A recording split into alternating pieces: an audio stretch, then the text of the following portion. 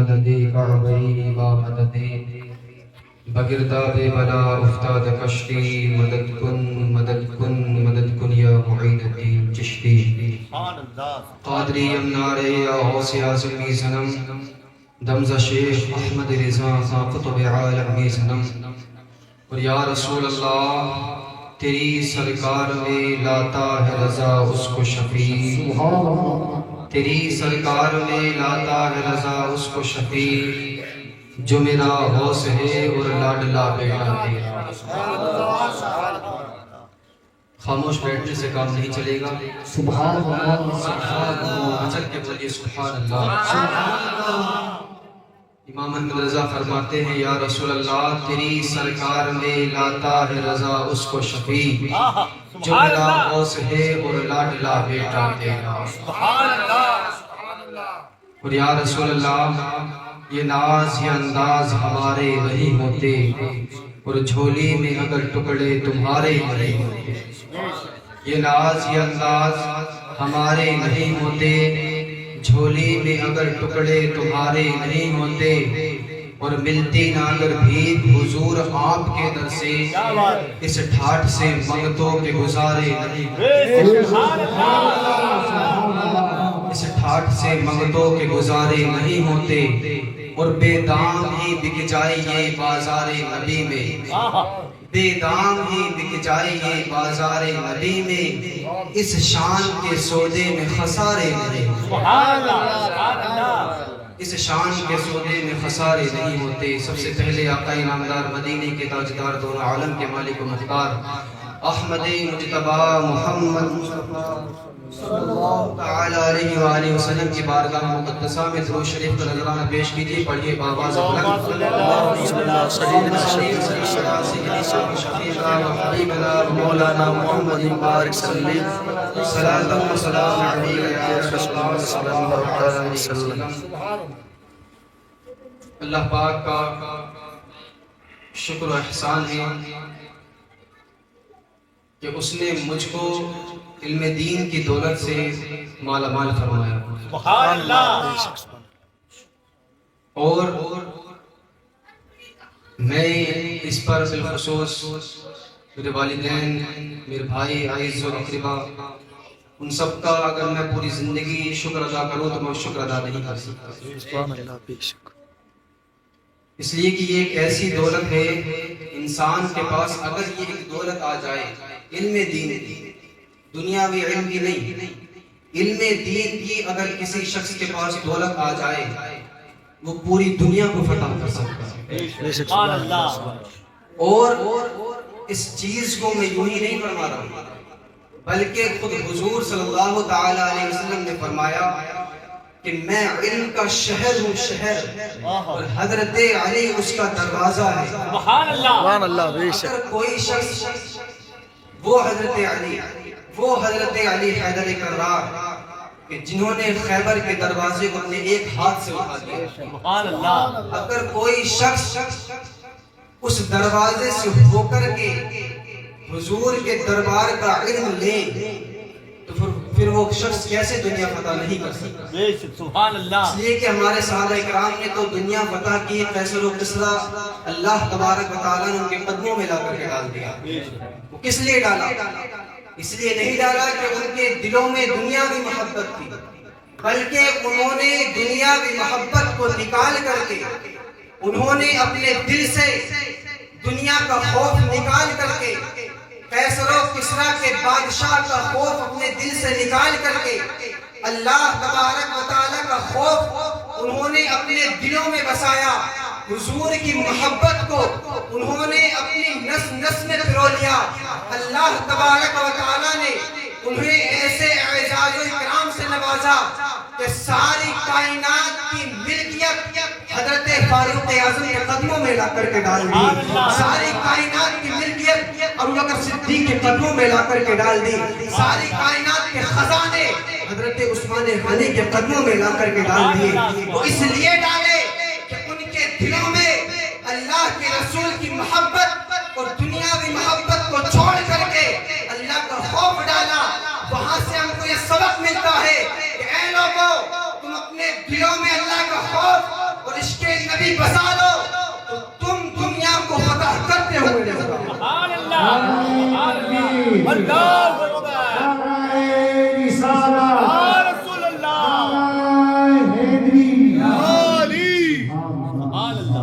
علم دین کی ایک دولت ایسی ہے جو ہمارے ساتھ قبر میں جائے گی اور آخرت میں لے کر جائے گی. تو یہی وہ دولت ہے کہ جو ہم کو جو ہے آخرت میں بچانے کے کام آئے. اللہ اسی لیے میں لاکھ لاکھ شکر ادا کرتا ہوں اور کرتا رہوں گا. بلکہ اگر اللہ تبارک و تعالی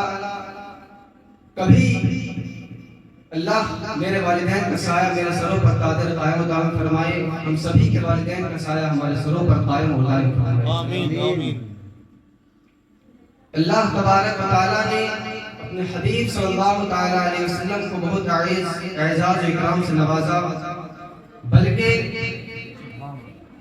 اللہ تبارک و تعالی نے اپنے حبیب کو بے عیب پیدا فرمایا ہے. سبحان اللہ. بے عیب پیدا فرمایا ہے. اللہ تبارک و تعالی کلام مقدس میں ارشاد فرماتا ہے کئی مقامات پر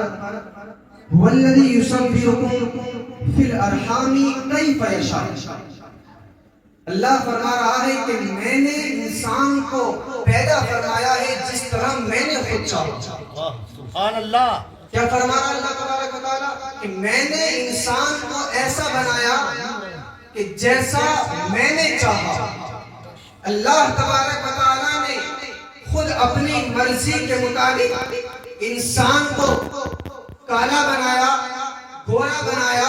تو کسی کو اندھا پیدا کیا, کسی کو اللہ تبارک و تعالی نے بینا بنا کر کے بھیجا, کسی کو چھوٹے قد کا پیدا فرمایا, کسی کو لمبے قد کا پیدا فرمایا. بلکہ اللہ تبارک و تعالی نے خود اپنی مرضی کے مطابق انسانوں کو پیدا فرمایا. مگر جب ہم دربار بارگاہ رسالت مصطفیٰ میں پہنچتے ہیں, جب ہم مصطفیٰ کی بارگاہ میں پہنچتے ہیں, اللہ تبارک و تعالیٰ نے اپنے حبیب کو کس طرح پیدا فرمایا. کیا اللہ تبارک و تعالیٰ نے اپنے حبیب کو خود اپنی مرضی کے مطابق پیدا فرمایا؟ اس کا جواب آتا ہے کہ نہیں, بلکہ حضرت حسان بن ثابت نے تو حد ہی کر دی. حضرت حسان بن ثابت خود حضور کی بارگاہ میں عرض کرتے ہیں یا رسول اللہ, اللہ تبارک و تعالیٰ نے آپ کو کتنا خوبصورت, کتنا حسین, کتنا جمیل بنایا ہے. اللہ تبارک و تعالیٰ نے آپ کو بے انتہا خوبصورت بنایا. اللہ تبارک و تعالیٰ نے آپ کو دنیا میں سب سے زیادہ خوبصورت بنایا. فرماتے ہیں وَأَجْمَلُ مِنْكَ لَمْ تَرَ قَطُّ عَيْنِي وَأَكْمَلُ مِنْكَ لَمْ تَلِدِ النِّسَاءُ خُلِقْتَ مُبَرَّأً مِنْ كُلِّ عَيْبٍ كَأَنَّكَ قَدْ خُلِقْتَ كَمَا تَشَاءُ. حضرت حسان بن ثابت فرماتے ہیں یا رسول اللہ, اللہ تبارک و تعالیٰ کی قسم, میں نے آپ سے زیادہ حسین جمیل پوری دنیا میں نہیں دیکھا, اور میں دیکھتا ہی کیسے کہ اللہ تبارک و تعالیٰ نے اتنا حسین اور جمیل کسی ماں نے دنیا میں پیدا ہی نہیں کیا. کأنک قد خلقت کما تشاء, کأنک قد خلقت کما تشاء. تبارک و تعالیٰ نے آپ کو ایسا پیدا فرمایا کہ جیسا آپ نے چاہا تھا, اللہ نے خود آپ کو آپ کی مرضی کے مطابق پیدا فرمایا. سبحان اللہ. اسی لیے تو اعلیٰ حضرت بریلی کی سرزمین سے پکار اٹھتے ہیں, وہ کمال حسن حضور ہے, یہ گمان نقص جہاں نہیں, یہی پھول خار سے دور ہے, یہی شمع ہے کہ دھواں نہیں. اللہ اکبر.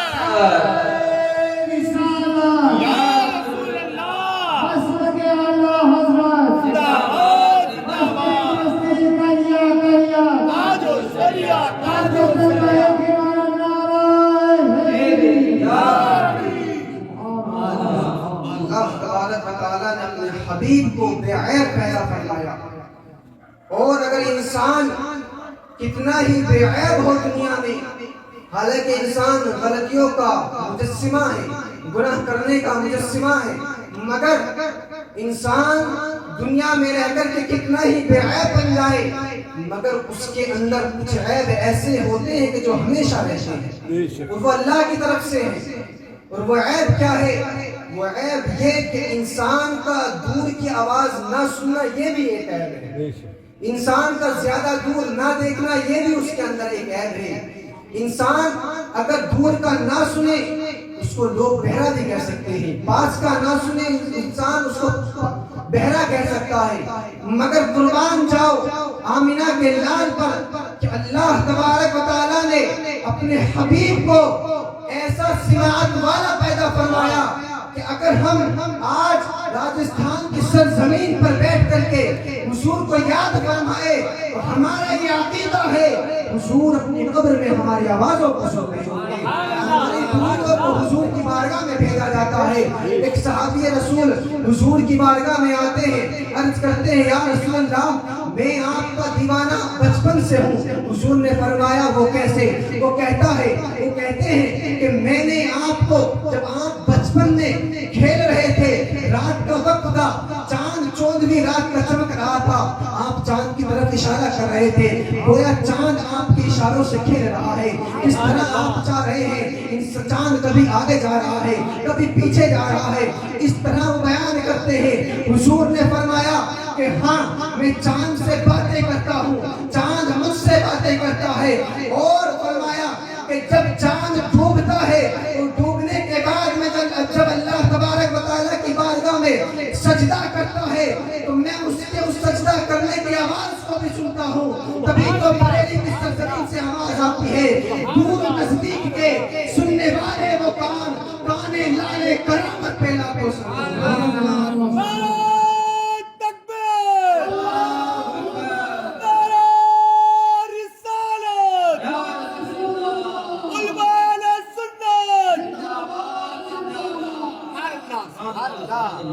اللہ تبارک و تعالیٰ نے اپنے حبیب کو عیب سے پیدا فرمایا. سبحان اللہ. اور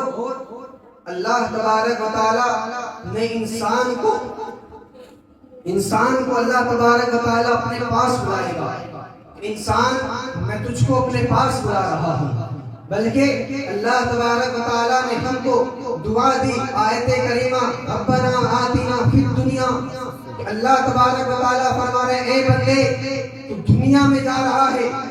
اللہ تبارک و تعالیٰ فرما رہا ہے کہ تو مجھ سے دنیا کو اچھی کرنے کی دعا مانگ, تو مجھ سے یہ طلب رکھ کہ میں تیری دنیا اچھی کر دوں. اللہ تبارک و تعالیٰ نے یہاں دنیا کا لفظ کیوں فرمایا؟ ہم جب دنیا میں آنے سے پہلے عالم ارواح میں تو ہم نے یوں کیوں نہیں کہا کہ اللہ تبارک و تعالیٰ کو ہماری عالم ارواح اچھی کر دے؟ ہم نے یہ کیوں نہیں کہا جب اللہ تبارک و تعالیٰ نے ہم کو ماں کے پیٹ میں بھیجا کہ اللہ ہم کو ہمارے ماں کے پیٹ میں اچھا, بلکہ جب ہم دنیا میں آئے, دنیا میں قدم رکھا تو ہم نے تبھی کہا ربنا آتنا فی الدنیا حسنہ, اللہ ہماری دنیا اچھی کر. کیوں؟ اس لیے کہ جب ہم عالم ارواح میں تھے ہم سے وہاں کوئی غلطی نہیں ہوتی, ہم سے وہاں کوئی غلطی نہیں ہوتی. جب کوئی غلطی نہیں ہوئی تو پھر معافی اور اچھی چیز کس طرح کی جائے؟ تو پھر اللہ تبارک و تعالیٰ نے جب ہم کو ماں کے پیٹ میں بھیجا ہم سے وہاں بھی کوئی غلطی نہیں ہوئی, وہاں بھی کوئی خطا نہیں ہوئی. مگر جب انسان دنیا پہ پیر رکھتا ہے اس کا بچپن ختم ہوتا ہے, لڑکپن ختم ہوتا ہے, طفولیت ختم ہوتی ہے, اب اس کی خود کی خرافات شروع ہو جاتی ہے. وہ جھگڑے کرتا ہے, گناہ کرتا ہے, اللہ کی نافرمانیاں کرتا ہے, اس کے حکم پر عمل نہیں کرتا. تب اللہ تبارک و تعالیٰ نے فرمایا بندے جب تو میری بارگاہ میں آ کر کے دعا مانگے گا تو دعا اس طرح مانگنا ربنا آتنا فی الدنیا حسنۃ, اللہ تبارک و تعالیٰ میری دنیا بھی اچھی کر دے. سبحان اللہ. سبحان اللہ. اللہ تبارک و تعالیٰ نے ہم کو راستہ بتایا اور راستہ ہم کو اس طرح بھی بتایا کہ جب انسان مر جاتا ہے اس لیے کہ ہم سب سے پہلے عالم ارواح وہاں سے چل کر کے ماں کے پیٹ میں آئے, اس کے بعد میں ہم نے دنیا بدل کر کے پھر اس دنیا میں جنم لیا. یہاں سے ہم قبر کی دنیا میں جائیں گے, قبر سے میدان محشر کی دنیا میں جائیں گے, وہاں حساب و کتاب ہوگا. گویا انسان دنیا بدل رہا ہے, مر نہیں رہا ہے بلکہ وہ زندہ ہے. مگر اللہ تبارک و تعالیٰ نے اس کے اسباب اس طرح رکھے ہیں کہ انسان گویا دنیا سے جا تو رہا ہے مگر وہ اپنی پہچان دنیا میں چھوڑ کر کے جا رہا ہے, اپنا نام دنیا میں چھوڑ کر کے جا رہا ہے. وہی نام اور مرتبہ کے ساتھ جب اس کو قبر سے اٹھایا جائے گا, جب وہ دنیا بدل رہا ہے, مر نہیں رہا ہے, تو ہمارا سنیوں کا الحمدللہ یہ عقیدہ ہے کہ جب ایک سنی مسلمان نہیں مر سکتا تو پھر مدینے کے تاجدار کل بھی زندہ تھا, آج بھی زندہ ہے, اور صبح قیامت تک زندہ رہے گا. ابھی تو آواز آتی ہے یا رسول اللہ تو زندہ ہے واللہ, تو زندہ ہے واللہ, میرے چشم عالم سے چھپ جانے کا.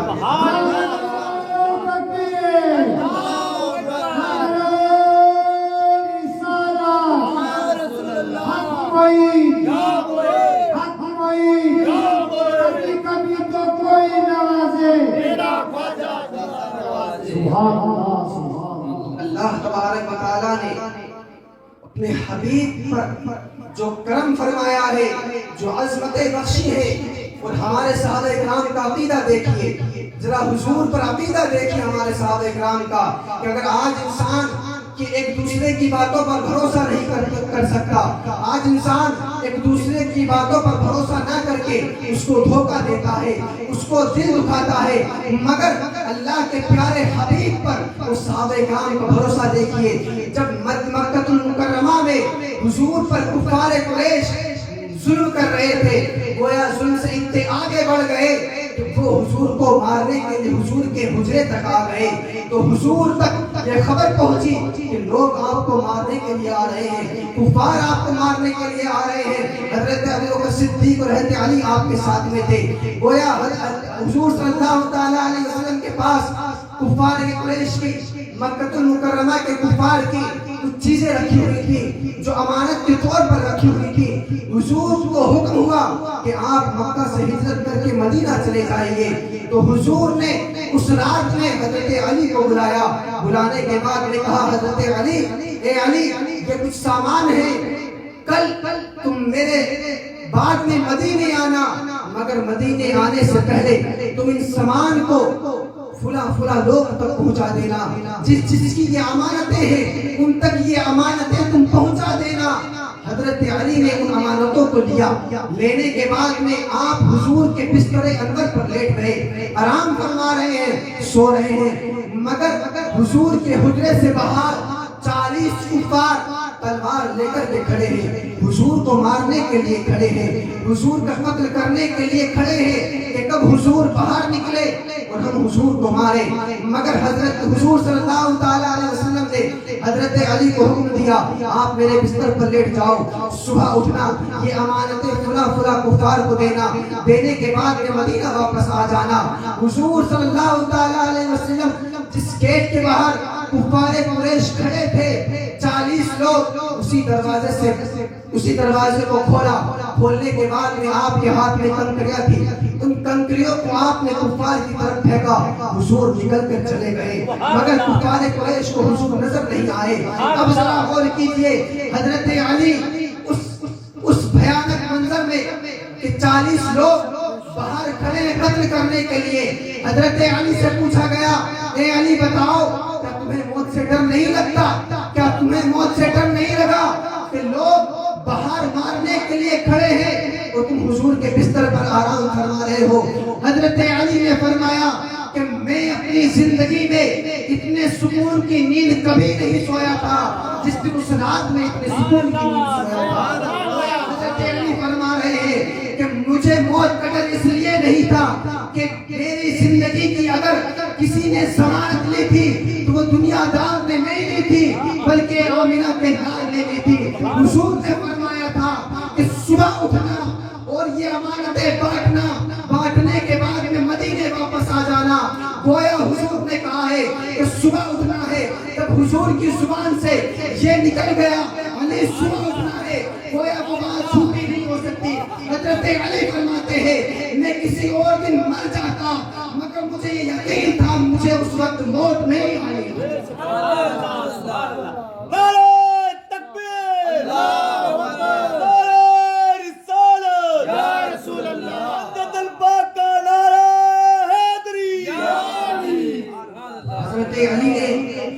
اللہ فرمایا کہ مجھے اس دن موت نہیں آنی تھی، اس لیے کہ اگر میں مر جاتا اور جو حضور نے مجھ کو امانت دی تھی وہ امانت ان کفار تک نہیں پہنچتی تو لوگ مجھ کو جھوٹا بنا دیتے اور یہ میرے اندر عیب ہو جاتا۔ گویا اللہ تبارک و تعالیٰ نے میرے اندر کوئی عیب رکھا ہی نہیں ہے، تو جو اللہ تبارک و تعالیٰ میری زبان سے نکلتا ہے اللہ تبارک و تعالیٰ اس کو قبول فرماتا ہے۔ اللہ تبارک و تعالیٰ، میں عرض کر رہا تھا کہ انسان دنیا بدلتا ہے، قبر میں جاتا ہے، اور قبر میں جانے کے بعد میں انسان جب وہاں سے اٹھتا ہے تو اب میدان محشر لگتا ہے، وہ اچھا دن ہوگا یا لوگوں کے لیے برا دن ہوگا، مگر اللہ تبارک و تعالیٰ جب بندہ قبر میں جاتا ہے فرشتوں کے ذریعے سے وہ سوال پوچھواتا ہے کہ ذرا بندے سے معلوم کر، سوال معلوم کر، اور سوال کس چیز کے ہوں گے؟ ہم نے یہ بھی پڑھا کہ اللہ تبارک و تعالیٰ میدان محشر میں سب سے پہلے نماز کے بارے میں سوال کرے گا،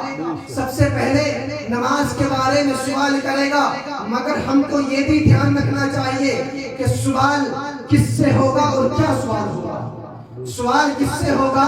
اور کیا سوال ہوگا۔ تو ہم جب قبر میں جائیں گے فرشتے آتے ہیں، آنے کے بعد میں پوچھتے ہیں کہ بتا، اگر میں آپ سے الگ ہو کر کے کسی کپڑے کے نیچے کچھ رکھ دوں تو آپ سے معلوم کروں کہ بتاؤ اس کپڑے کے نیچے کیا ہے، آپ نہیں بتا پائیں گے، اس لیے کہ آپ نے نہیں دیکھا۔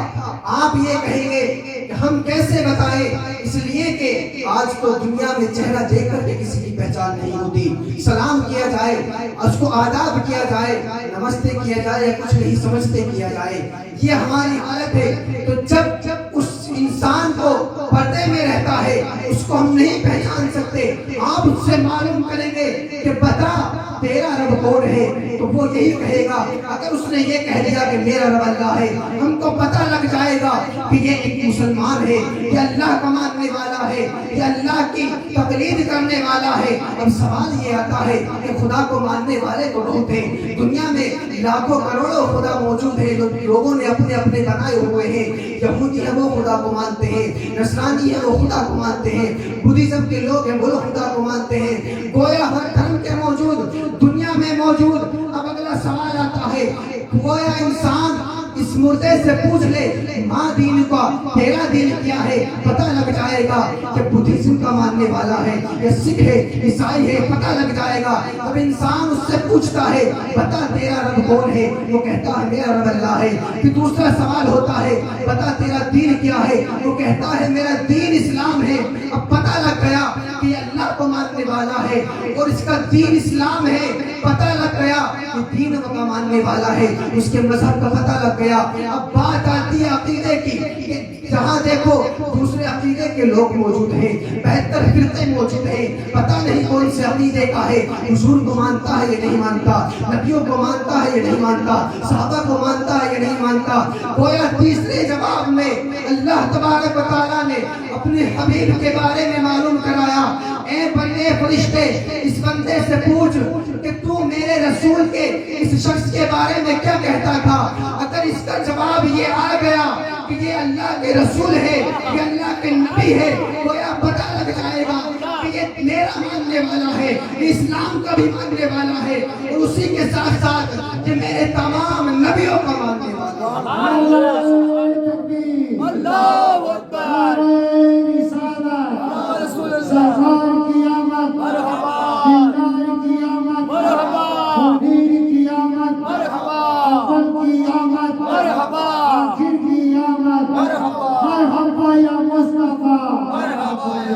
سبحان اللہ سبحان اللہ۔ اب اللہ تبارک و تعالیٰ اپنے فرشتوں کے ذریعے سے اس سے سوال کروا لیتا ہے اور اس کا سب پتہ لگ جاتا ہے یہ کون ہے، کس دھرم کا ماننے والا ہے اور رسول کو ماننے والا ہے یا نہیں ہے۔ مگر جب تم بریلی کے امام کی بارگاہ میں جاؤ گے تو وہاں سے ہم کو یہ درس بھی ملتا ہے، اے لوگوں جب تم دنیا میں زندگی گزارو گے تو رسول کو نہ ماننے والے بھی لوگ موجود ہوں گے، رسول کو جھٹلانے والے بھی موجود ہوں گے، مگر تم یہ عقیدہ اپنے قبر میں لے کر کے جانا، مگر تم جب قبر میں جاؤ تو یہ عقیدہ لے کر کے جانا، جب فرشتے تم سے سوال کرے کہ پتا اس شخص کے بارے میں کیا کہتا تھا تو تم مچل کے کہہ دینا میں تم کو یہ الفاظ دے کر کے جا رہا ہوں، سب سے اعلیٰ وہ اعلیٰ ہمارا نبی، سب سے بالا وہ بالا ہمارا نبی، سارے اچھوں میں اچھا سمجھئے جسے یا ان اچھوں سے اچھا ہمارا نبی۔ یہ عقیدہ ہم کو سرکار اعلیٰ حضرت کی بارگاہ سے ملا ہے، یہیں پر بس نہیں کرتے بلکہ سرکار اعلیٰ حضرت فرماتے ہیں آگے اور کہہ دینا سرور کہوں کہ مالکو مولا کہوں تجھے باغ خلیل کا گلے زیبا کہوں تجھے تیرے تو وصف عیب تناریف ہے بری، حیران ہوں میرے شاہ میں کیا کہوں تجھے، آخر میں آ کر کے اعلیٰ حضرت کا قلم یاد ہوتا ہے یا رسول اللہ، لیکن رضا نے ختم سخن اس پہ کر دیا خالق کا بندہ خلق کا آقا کہو اللہ تبارک و تعالیٰ نے اپنے حبیب کو وہ عظمتیں، وہ بلندیاں، وہ رفعتیں عطا فرمائی ہیں، وہ عشق رسول عطا فرمایا ہے۔ ہم کو بھی چاہیے کہ ہم حضور سے محبت کریں، عشق کریں اور ایسا عشق کریں کہ ہمارے عشق کی مثال دنیا دیتی ہوئی نظر آئے، دوسرے لوگ ہمارے عشق کی مثال دیتی ہوئی نظر آئے، ہم حضور کے اسوہ حسنہ پر عمل کرتے ہوئے اپنی زندگی کو گزاریں تاکہ لوگ اگر ہم جائیں تو لوگ کہیں کہ یہ رسول کا غلام جا رہا ہے، یہ صحابہ کا ماننے والا جا رہا ہے۔ ہم کو چاہیے کہ حضور سے محبت کریں، عشق کریں اور اچھی اور سچی اور پکی محبت کریں۔ اللہ تبارک و تعالی ہم سبھی کو حضور کے عشق میں مر مٹنے کی توفیق عطا فرمائے۔